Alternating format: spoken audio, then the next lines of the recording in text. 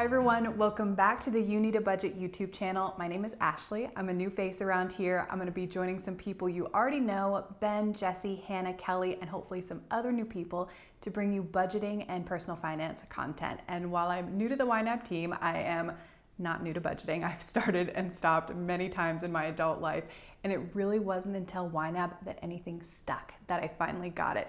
I remember sitting down to fill out that first budget and feeling completely overwhelmed.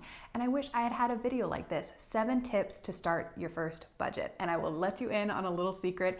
If you're watching this on your phone or your computer, you already have everything you need right there to start your first budget. So let's go ahead and get started. Tip number 1 is to gather info before you start. You'll need your checking and credit card account info if you decide to link your accounts to your budget, or at least your current account balances, because we will be using that later. And you also might want a list of your monthly expenses, but don't worry about that too much. We can always learn and adjust as we go along, but you can probably grab the amount of some of your monthly bills from your bank statements. That's what I did. Tip number 2 is that you should see your life in your categories. This budget is yours. Make it your own. If we look at my own categories for just a minute, I have a lot of the normal things: gas, groceries, housing. But if you take a second and you look a little closer, you'll be able to tell some things about me. First is I have a cat with a very expensive taste, so much so that he needs his own category in the budget just for his food. The second is that my husband decided to go back to school this year, so we've been saving some money for some education costs.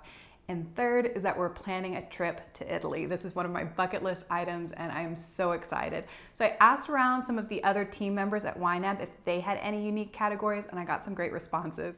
Climbing competitions, pool supplies, instrument repair, video game development costs, which sounds really cool, and random acts of kindness.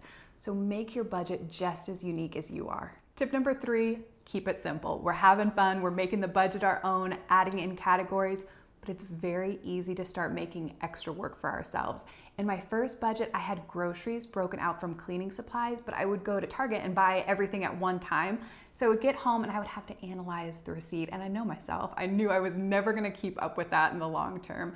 So I decided to make one category, groceries/household supplies, and it made everything so much easier on me. If you're wondering whether or not to add a category to your budget, ask yourself this: will tracking this expense more specifically change my spending behaviors?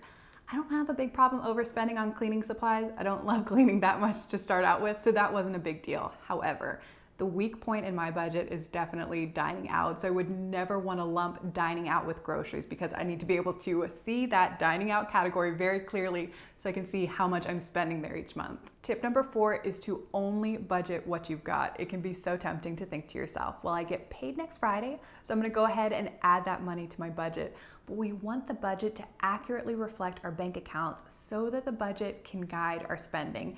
And you might be like me and you love to plan ahead. I do that with goals. They're great because they remind me of my plan, they show progress, and then the next time I do actually get paid, I can add money to that category to meet my goal. As an example, let's look at the Italy trip. I would love to be able to fully fund that category today. Unfortunately, I cannot. So instead, I'm gonna add in a goal. I'm gonna put exactly how much money I wanna have saved by next August, and then break it down so that I know how much money I need to contribute each month to meet that goal.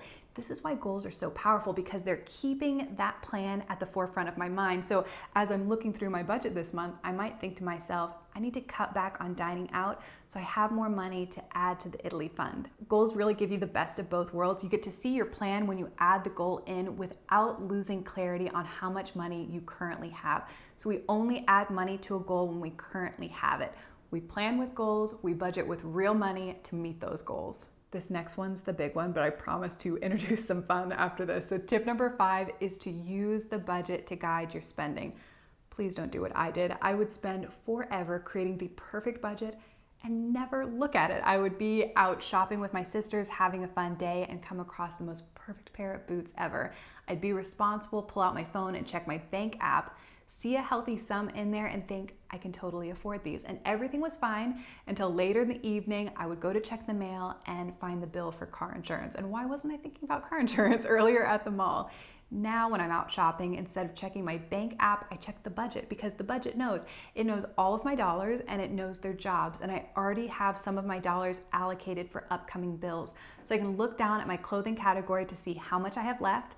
And you know what? I have plenty in there to cover these boots so I can buy them 100% guilt-free. I promised you some fun, and tip number 6 is just that: leave room for fun. You work hard for your money. It should do exactly what you want it to, even if things are tight right now. Maybe that's why you were searching for this video.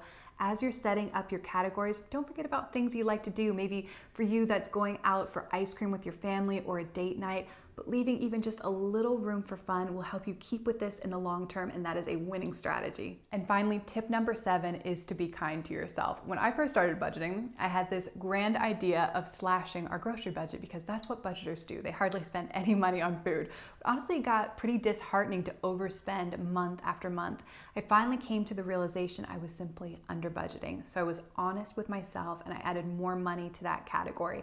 When I did that, I was not failing. I was simply being a budgeter. And the budget you create today, it is not set in stone. As you learn more about your spending habits and needs, you can adjust it.